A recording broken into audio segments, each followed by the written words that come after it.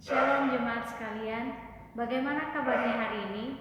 Semoga kita semua dalam keadaan sehat, dalam keadaan kuat, dan Tuhan tetap menyertai kita sampai saat ini. Kita mengucap syukur karena kita masih diberikan kesempatan untuk kembali bersama-sama bersekutu dengan keluarga kita di rumah masing-masing. Dan minggu depan kita akan kembali bersekutu bersama-sama dengan saudara seiman di gereja. Ya, saat ini kita akan kembali merenungkan firman Tuhan dari Yakobus pasalnya yang pertama, ayatnya yang ke-19 sampai ayatnya yang ke-25. Yakobus pasalnya yang pertama, ayatnya yang ke-19 sampai ayatnya yang ke-25. Kita akan membacanya bersama-sama. Pendengar atau pelaku firman. Hai saudara-saudara yang kukasihi, ingatlah hal ini. Setiap orang hendaklah cepat untuk mendengar, tetapi lambat untuk berkata-kata, dan juga lambat untuk marah. Sebab amarah manusia tidak mengerjakan kebenaran di hadapan Allah. Sebab itu buanglah segala sesuatu yang kotor dan kejahatan yang begitu banyak itu, dan terimalah dengan lemah lembut firman yang tertanam di dalam hatimu, yang berkuasa menyelamatkan jiwamu. Tetapi hendaklah kamu menjadi pelaku firman dan bukan hanya pendengar saja, sebab jika tidak demikian kamu menipu diri sendiri. Sebab jika seorang hanya mendengar firman saja dan tidak melakukannya, ia adalah seumpama seorang yang sedang mengamati mukanya yang sebenarnya di depan cermin. Baru saja ia memandang dirinya, ia sudah pergi atau ia segera lupa bagaimana rupanya. Tetapi barang siapa meneliti hukum yang sempurna, yaitu hukum yang memerdekakan orang, dan ia bertekun di dalamnya, jadi bukan hanya mendengar untuk melupakannya, tetapi sungguh-sungguh melakukannya, ia akan berbahagia oleh perbuatannya. Amin untuk kita yang sudah membaca, mendengar, bahkan melakukan setiap kebenaran firman Tuhan di dalam kehidupan kita. Tema kita pada hari ini ialah hendaklah kamu menjadi pelaku firman. Hendaklah kamu menjadi pelaku firman. Nah, di era postmodern ini, mendengarkan kebenaran firman Tuhan itu adalah hal yang bukan hal yang baru lagi. Setiap orang percaya hampir setiap hari, setiap saat bisa mendengarkan firman Tuhan.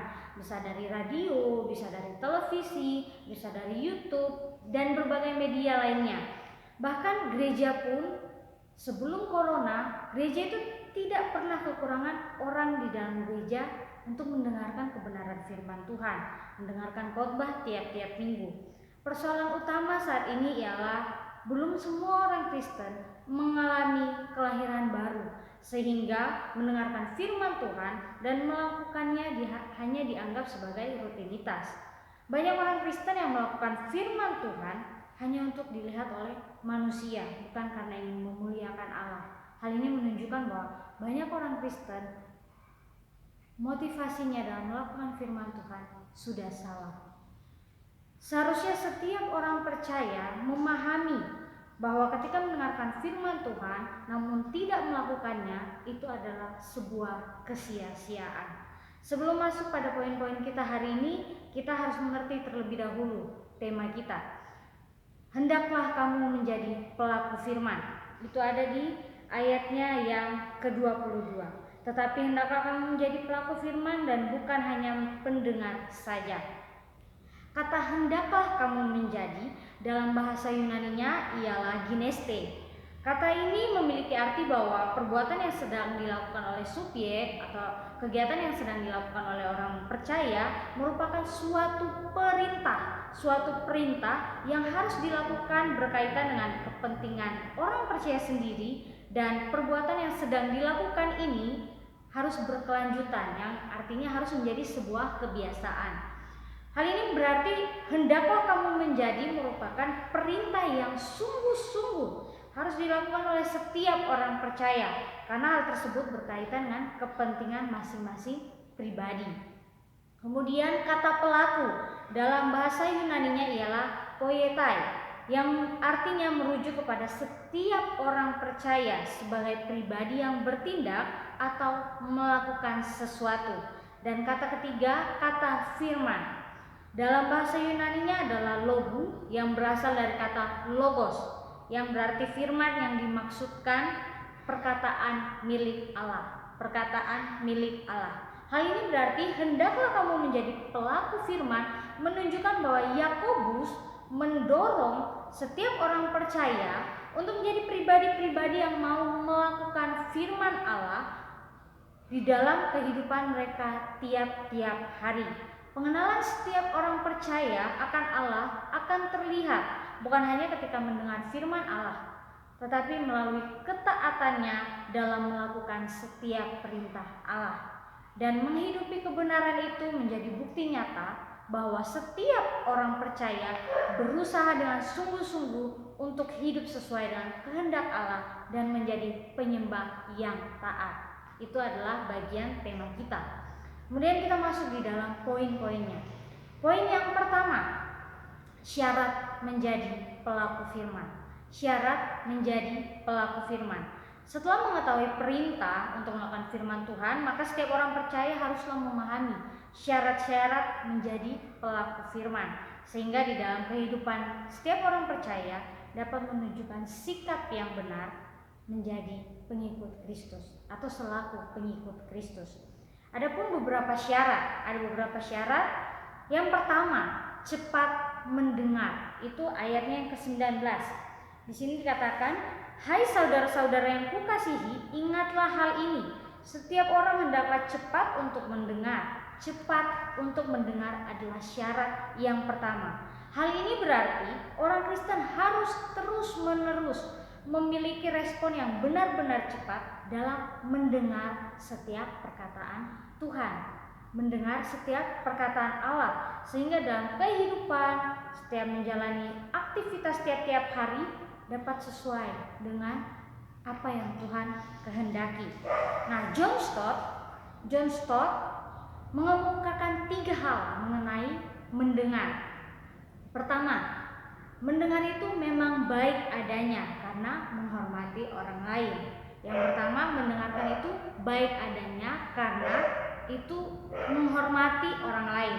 Yang kedua, menurut John Stott, mendengarkan bersifat terapis atau menyembuhkan, di mana memberi kesempatan untuk orang yang berbicara menyampaikan masalah melalui kata-kata. Mendengarkan seseorang menceritakan masalah pribadinya, itu berarti secara tidak langsung kita sedang mengobati orang tersebut. Kemudian yang ketiga yang dikemukakan oleh John Stott, mendengarkan itu bermanfaat karena berbagi pendapat satu sama lain. Berbagi pendapat satu sama lain. Hal ini berarti selain mendengarkan perkataan Allah, orang percaya juga harus belajar mendengarkan sesamanya, sehingga dapat membangun persekutuan yang erat antara satu dengan yang lain. Jadi pada poin ini kita dapat menyimpulkan bahwa perlu adanya kesadaran di dalam diri setiap orang percaya untuk cepat mendengarkan setiap perkataan Tuhan, karena hal ini merupakan langkah awal untuk mulai bertumbuh menjadi pribadi yang sungguh-sungguh hidup di dalam Tuhan. Juga belajar untuk menjadi pendengar yang baik bagi sesama sebagai wujud nyata dari kasih itu. Jangan hanya kita mau didengarkan tetapi kita tidak mau mendengarkan orang lain. Jangan kita hanya mau orang lain mendengarkan pendapat kita, tetapi kita tidak pernah mau mendengarkan pendapat orang lain. Di syarat pertama inilah kita belajar bersama-sama untuk mendengarkan satu sama lain. Ya. Poinnya yang kedua atau syaratnya yang kedua untuk menjadi pelaku firman ialah lambat untuk berkata-kata. Itu adalah kata atau kalimat selanjutnya dari ayat 19. Tetapi lambat untuk berkata-kata. Lambat untuk berkata-kata merupakan peringatan terhadap sikap orang yang terlalu cepat mengatakan sesuatu tanpa dipikirkan lebih dahulu. Orang yang berbuat seperti ini lebih buruk daripada orang bodoh. Itu kita bisa membaca dalam Amsal 29 ayatnya yang ke-20. Lebih banyak harapan bagi orang dungu daripada bagi orang yang berbicara tanpa berpikir dahulu. Itu terjemahannya. Di sini pun nasihat ini dapat ditafsirkan sebagai peringatan secara umum untuk tidak terlalu cepat memberikan nasihat atau perintah kepada orang. Menurut Kistemaker dalam bukunya ialah Yakobus memberikan peringatan kepada pembacanya untuk menyadari sepenuhnya setiap ucapan yang keluar saat berbicara. baik berbicara kepada orang yang lebih tua atau berbicara kepada orang yang lebih muda. Saat Yakobus mengatakan kepada para pembacanya untuk lambat dalam berkata-kata bukan berarti harus sepenuhnya diam. Lebih dari itu, Yakobus ingin supaya pembacanya lebih bijaksana dalam setiap perkataan yang diucapkan. Hal ini mengingatkan setiap orang percaya bahwa Allah menciptakan manusia dengan dua telinga dan satu mulut, supaya manusia lebih banyak mendengar dan mengontrol setiap kata-kata yang diucapkannya. Hal ini sangat sulit untuk dilakukan karena terkadang manusia lebih sering membalikannya, menjadi cepat untuk berkata-kata dan lambat untuk mendengar, yang akhirnya menimbulkan berbagai masalah bahkan perpecahan karena ketidakbijaksanaan dalam berkata-kata. Poin ini menyadarkan kita sebagai orang percaya bahwa betapa pentingnya kita lebih bijaksana di dalam berkata-kata, sehingga perkataan yang diucapkan menjadi berkat bagi orang lain dan bukan menjadi batu sandungan. Terkadang mungkin kita mengeluarkan candaan-candaan yang berlebihan dan akhirnya membuat orang lain tersinggung, bahkan kecewa dengan kita. Ingatlah bahwa ucapan kita harus mendatangkan berkat, baik bagi diri kita sendiri juga bagi orang lain. Ya, syarat yang berikutnya, syarat yang ketiga untuk menjadi pelaku firman ialah lambat untuk marah. Lambat untuk marah. Kata lambat untuk marah ini mengindikasikan bahwa orang Kristen harus mampu mengontrol emosinya dalam segala situasi. Dalam segala situasi apapun, kita sebagai orang percaya harus dapat mengendalikan emosi kita. Jika dikaitkan dengan kalimat-kalimat sebelumnya, maka dapat dikatakan bahwa orang Kristen harus mampu mengontrol emosi saat mendengar suatu perkataan dan mengontrol emosi juga saat akan mengucapkan sesuatu, sehingga tidak ada dampak buruk yang terjadi ke depannya. Misalnya ketika kita mendengarkan orang lain berbicara sesuatu yang buruk, mungkin tentang kita, mungkin tentang orang lain, harus kita mengontrol emosi. Jangan sampai kita berbicara hal tersebut kepada orang yang bersangkutan dan akhirnya marah-marah dan terjadi pecah belah. Inilah yang membuat kita harus mengontrol emosi kita dalam segala situasi. Bukan hanya kepada jemaat teguran ini, tetapi bagi setiap kita hamba Tuhan, kita juga harus dapat mampu mengendalikan emosi kita. Yakobus ingin para pembacanya tahu bagaimana mengendalikan kemarahannya.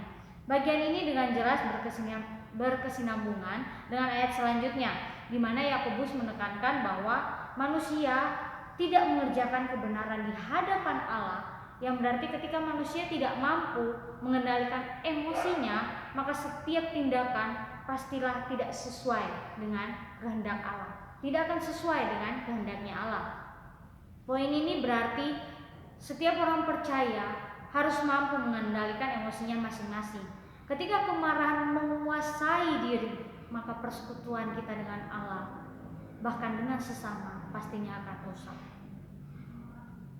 Perlu setiap orang percaya ingat bahwa marah itu diperbolehkan, asalkan tahu situasinya seperti apa. Tetapi jangan sampai marah itu kita simpan terus-menerus dan akhirnya menjadi yang namanya amarah. Amarah itu menguasai diri kita terus-menerus, menguasai hati dan pikiran kita terus-menerus, dan akhirnya kita melakukan tindakan yang tidak sejalan dengan kehendak Allah. Untuk itu syarat ini penting untuk setiap kita. Kemudian syarat berikutnya untuk menjadi pelaku firman ialah buanglah segala sesuatu yang kotor dan jahat. Itu terdapat di ayat yang 21 bagian A. Sebab itu buanglah segala sesuatu yang kotor dan jahat dan kejahatan yang begitu banyak itu. Di sini Yakobus mengatakan buanglah segala sesuatu yang kotor dan jahat itu. Menurut Wycliffe, Yakobus sangat tepat menggunakan kata buanglah segala kenajisan dan semua kejahatan lainnya. Karena kenyataannya, jika setiap orang percaya ingin memulai hidup yang baru bersama dengan Tuhan, maka segala sesuatu yang najis, segala sesuatu dosa yang dilakukan pada dulu, itu tidak boleh lagi dibawa ketika sudah lahir baru. Itu harus ditanggalkan semuanya, sehingga dapat menerima setiap firman Tuhan dengan hati yang bersih, dengan hati yang penuh kerendahan hati. Di sini perlu diperhatikan oleh setiap orang percaya bahwa penerimaan firman Tuhan itu hanya dapat terjadi jika masing-masing orang percaya, masing-masing pribadi bersedia untuk menanggalkan segala kekotoran, segala kenajisan yang ada di dalam kehidupannya. Tanggalkan segala sesuatu, hal-hal buruk yang sudah kita lakukan dulu, dan kita mulai melangkah bersama dengan Tuhan. Allah, bagian ini, bagian buanglah segala sesuatu yang kotor dan jahat, dapat dikaitkan juga dengan salah satu sifat Allah, yaitu kudus. Kudus, Allah itu kudus. Tidak sembarangan orang dapat bertemu dengan Allah. Allah itu sangat-sangat kudus. Bahkan Alkitab mengatakan bahwa Allah sangat membenci dosa. Ketika Allah memanggil manusia untuk menjadi kudus, manusia itu dipisahkan dari dosa. Manusia itu dipisahkan dari dosa supaya apa? Supaya dapat hidup kudus, hidup sesuai dengan kehendak Allah.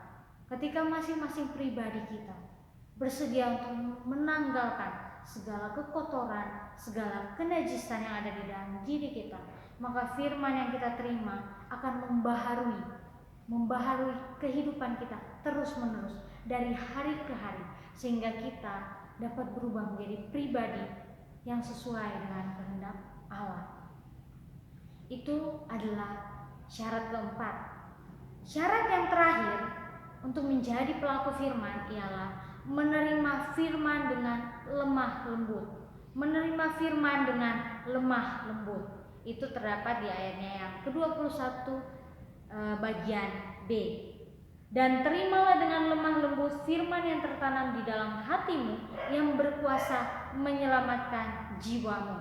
Hal ini berarti setiap orang percaya harus memiliki kerendahan hati saat menerima firman Allah, karena firman itu merupakan anugerah Allah kepada orang percaya, supaya melalui firman itu manusia dapat menjadi lebih baik lagi. Ketika menerima firman, jangan berusaha untuk membenarkan diri kita. Jangan pernah berusaha untuk membenarkan diri kita, melainkan kita mau belajar untuk mengintrospeksi diri kita. Kita mau belajar untuk bertanya, apa yang firman Tuhan hari ini mau mengubah saya? Apa firman Tuhan ini mau katakan kepada saya? Apakah hari ini saya sudah marah-marah? Apakah hari ini saya belum berlaku jujur? Firman Tuhan yang kita baca, firman Tuhan yang kita dengarkan tiap-tiap hari, pastinya itu diberikan oleh Allah supaya kita dapat mengintrospeksi diri kita. Terkadang ketika kita membaca firman Tuhan, kita tidak mengerti. Untuk itu kita mohon sama Tuhan. Kita mohon supaya Tuhan memberikan pemahaman bagi kita, supaya kita dapat melakukan semuanya sesuai dengan kebenaran firman Tuhan. Kita mau melakukan semua sesuai dengan kehendaknya Tuhan. Ya, itu adalah syarat untuk menjadi pelaku firman. Kemudian poin yang kedua adalah tujuan menjadi pelaku firman. Tujuan menjadi pelaku firman. Ketika orang percaya telah mengetahui syarat-syarat menjadi pelaku firman, maka perlu tahu juga tujuan menjadi pelaku firman, supaya dapat memperbaharui diri sehingga kedepannya menjadi pribadi yang lebih baik. Ada 3 tujuan menjadi pelaku firman. Yang pertama, tidak menipu diri sendiri. Tidak menipu diri sendiri. Ini terdapat pada ayatnya yang ke-22b. Sebab jika tidak demikian, kamu menipu diri sendiri. Istilah menipu diri sendiri dalam bahasa aslinya adalah paralogisomai. Di sini bukan saja berarti suatu penipuan dalam kehidupan rohani atau iman, melainkan juga suatu penipuan diri sendiri sehubungan dengan keselamatan. Siapa yang hanya menjadi pendengar saja, dalam kenyataannya tidak memiliki kehidupan iman yang benar dan tidak akan beroleh keselamatan. Yakobus menekankan bahwa mendengar atau bahkan mengetahui firman saja tidak cukup. Yang penting adalah menerapkan apa yang didengar dan diketahui itu. yaitu hidup atau bertingkah laku atau berbuat berdasarkan berita Injil. Pada poin ini kita dapat menyimpulkan bahwa tujuan pertama pentingnya menjadi pelaku firman ialah supaya orang percaya tidak membodohi, bahkan menipu diri sendiri dengan hanya mendengar firman tanpa melakukannya. Kita harus mendengar dan juga melakukan firman Tuhan. Bukan hanya dengar, tetapi kita harus juga melakukan firman Tuhan itu di dalam kehidupan kita. Bagaimana orang lain mau percaya kepada Tuhan, mau percaya kepada Yesus, kalau mereka tidak melihat hal yang nyata dari seorang pengikut Kristus. Kemudian tujuan yang kedua, tujuan menjadi pelaku firman yang kedua ialah tidak lupa diri. Tidak lupa diri, itu ada pada ayat yang ke-23 sampai ayat yang ke-24. Sebab jika seorang hanya mendengar firman saja dan tidak melakukannya, ia adalah seumpama seorang yang sedang mengamati mukanya yang sebenarnya di depan cermin. Baru saja ia memandang dirinya, ia sudah pergi atau ia segera lupa bagaimana rupanya.